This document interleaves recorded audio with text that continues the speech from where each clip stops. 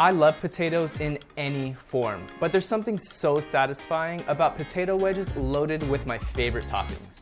With the Ninja Foodi Smart Lid and its Steam Crisp technology, I can steam and crisp my food at the same time. This means I get super fluffy potatoes on the inside with the delicious crisp on the outside without the fear of overcooking.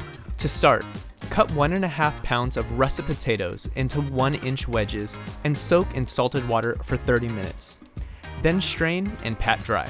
Grab a bowl and toss the dried potato wedges with 1 tablespoon of canola oil and 1 teaspoon of salt so that they're fully coated. Next, add half a cup of water to the pot and transfer the wedges to the Ninja Cooking Crisp basket and place the basket in the pot.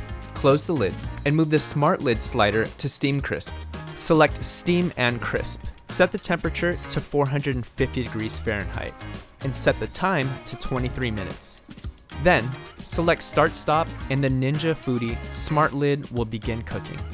The control panel will say preheat on the display for approximately 20 minutes while the unit steams. When the timer reads 12 minutes, open the lid to toss the potato wedges. Close the lid to continue cooking.